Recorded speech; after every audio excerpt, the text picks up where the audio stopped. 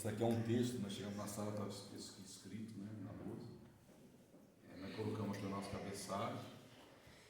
Eu achei esse texto muito interessante, apesar de ele ter sido o pessoal da tarde, o pessoal do sexto, sétimo ano. Olha lá, nosso planeta é rico em diversidade, é rico em diversidade de vida, com grande quantidade de animais, plantas, fungos e micro-organismos. Cada ser vivo desempenha um papel fundamental para o equilíbrio do planeta, sendo necessário, portanto, que ocorra a preservação de todas as espécies.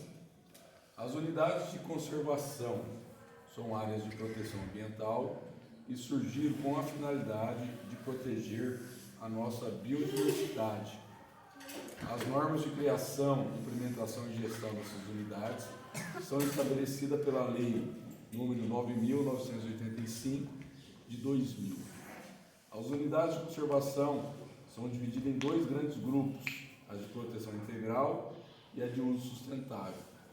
As unidades de proteção integral são aquelas que podem ser habitadas pelo homem, tem seu uso restrito. São aquelas que não podem ser habitadas pelo homem e têm seu uso restrito, ao turismo e à pesquisa. Então, pessoal, é um texto legal, unidade de conservação. A gente pensa em conservação. Conservação é a gente conservar. E você conserva um caderno, conserva uma roupa, conserva a casa limpa. Então a gente está querendo conservar o quê? Conservar o nosso planeta. Então a gente faz unidades de conservação, tá certo? Para que a vida, para que a biodiversidade seja de fato preservada. Aqui perto da gente, a gente tem uma unidade de conservação que é integral, que é o Caetetus, aqui é a floresta do Caetetus. Ela é integral. Por que ela é integral? Porque ela só pode o uso da pesquisa, e um turismo restrito.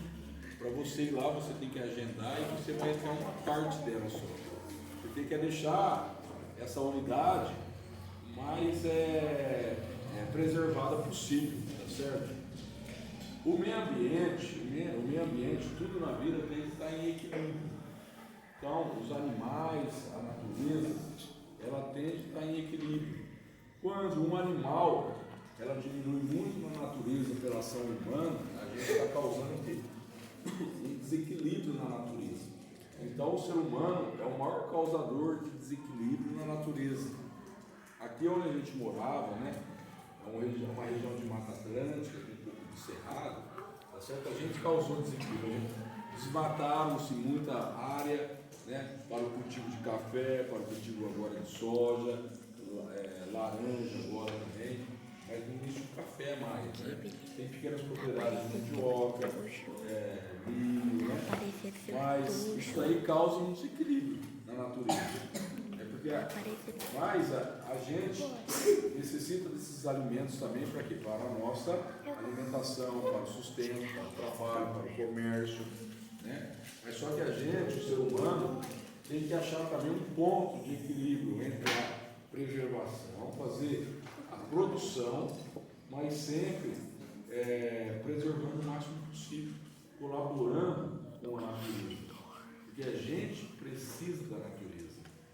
A natureza, a gente faz parte da natureza, como animal, como ser vivo, e como ser vivo racional, que pensa, a gente ainda tem o quê? A gente tem uma responsabilidade muito grande com o nosso planeta, poluindo o menos possível, jogando, reutilizando muitos materiais que a gente pode reutilizar, fazendo parte da reciclagem, adotando aquela postura que a moça que veio aqui falar sobre o óleo usado, a utilização do óleo usado, Tem gente que faz sabão, tem gente que reutiliza esse óleo, Então passam pessoas pegando o óleo ou semanalmente ou quinzenalmente, Então a mãe lá deixa um recipiente.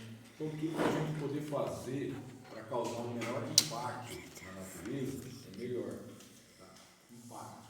A gente impacta a natureza. Então, por exemplo, tem a cobra, o sapo e tem os insetos que estão na lavoura. A lavoura precisa de certos insetos. né, que vai ajudar até o quê? De polinização, isso que chama, de ir lá no pólen da flor, o inseto vai numa flor, aí ele pega, vai na outra flor, ele está fecundando a flor. De uma plantação, uma fruta de maracujá, de jabuticaba, de qualquer planta que você pensar. Então esse inseto, o que ele é? Esse inseto aí, ele é controlado, tem predadores que se alimentam desse inseto. Exemplo, o sapo. O sapo, ele vai lá, ele come, né? Ele come esse inseto.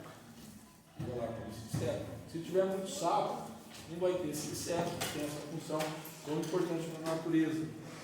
Né? E quem come o sapo? O predador do sapo, na natureza, um dos predadores do sapo é a cobra. Né?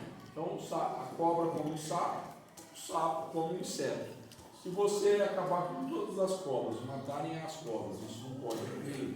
Mas se acabar com todas as cobras, vai aumentar o número de sapo. Muito sapo, não vai ter esse inseto que vai lá fecundar, polinizar o café e as plantações que tem, gerando o quê? Gerando um desequilíbrio, gerando uma perda da propriedade também. Então a gente é dependente da natureza. Hoje os agricultores perceberam que se aliar à natureza dá dinheiro. Então, eles acabam adubando com a própria matéria orgânica da plantação anterior. Eles acabam utilizando cada vez o veneno, quanto menos veneno tiver o produto, mais saudável ele é. Então a gente sabe que se tiver um equilíbrio maior, o proprietário vai usar menos veneno, porque vai ter um equilíbrio entre a quantidade de insetos, a quantidade de doenças, de pragas. Por exemplo, aqui tem muita laranja hoje, aqui, graças a Deus, gerando emprego. Essas laranjas aí, grande parte ficava lá na região de Ribeirão Preto, Araraquara, só que lá começou a dar muita doença, só que o desequilíbrio que lá causou, também de ser tudo laranja, tirou tudo deve.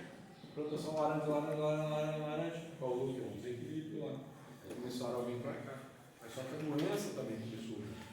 Então, se usa veneno para bater a doença. E novas técnicas, né, cada vez são lançadas. O Brasil, ele é muito rico na agricultura. Né? E a gente é uma empresa muito importante que é a Embrapa. A Embrapa ajuda bastante a gente. Então, esse texto aqui, ó, eu vou ficar falando desse texto, que dá para fazer várias perguntas. Nosso planeta é rico em biodiversidade. O que é biodiversidade? O que será que é biodiversidade? O que será que é biodiversidade? Bio é vida. Diversidade é diversidade de vida. A gente é um ser. Né? O cachorro, o outro, o gato, etc. Então, todos os animais e plantas que têm vida geram uma diversidade grande, são diversos. Então, isso é uma biodiversidade. Nosso planeta é riquíssimo em biodiversidade. Existem muitos animais que a gente nem conhece que existem na natureza. Né? Existem animais e plantas que a gente não conhece no fundo do oceano. Né? A gente não conhece tudo que existe, na profundidade que existe, até onde que tem. Né? Na própria natureza, até na floresta, na Mata Atlântica, que é uma mata mais explorada aqui no Brasil, e às vezes encontra uma espécie diferente de animal que não é catalogado, uma planta que não é catalogada. O que é catalogar? É colocar no livro as características. Essa planta é assim, a folha dela é assim, todas as características da planta, a altura que ela atinge é isso, ela existe em tal lugar, tais animais, ela é venenosa, ela não é venenosa. Né? Ó, então, é biodiversidade de vida. Ó, tem uma quantidade de plantas, fungos e micro-organismos. A gente, que é o predador, a gente é o predador que domina o planeta, a gente, quando morre, a gente também vira matéria-prima do planeta. A gente vai ocupar o solo. Micro-organismos vai se nutrir da nossa carcaça, do nosso corpo. Né? Nosso corpo vai virar pó. Do pó você veio, do pó você retornará. É bíblico, está na Bíblia. Né? Diz que a gente foi feito do pó e vai do pó. Olha lá, ó. Olha aqui. Então, Cada ser vivo desempenha um papel fundamental. Todo ser vivo tem um papel fundamental para o equilíbrio do planeta, sendo necessário, portanto, que ocorra a preservação de todas as espécies. Quando acaba uma espécie, gera um desequilíbrio. Quando reduz o número de uma espécie, gera um desequilíbrio. Equilíbrio é quando está tudo certinho, equilibrado. Quando tem mais, pesa mais na balança, ó como fica em desequilíbrio. Mas a natureza ela tenta se reequilibrar novamente. Ela sempre tenta se reequilibrar novamente. Olha aqui, ó. As unidades de conservação são áreas ambientais que surgiram com a finalidade de proteger a nossa biodiversidade. Ó, os indígenas são grandes protetores do ambiente, né? Geralmente as grandes reservas ambientais em área indígena, tá certo? Porque o que o indígena faz? Ele vive sustentavelmente daquela área.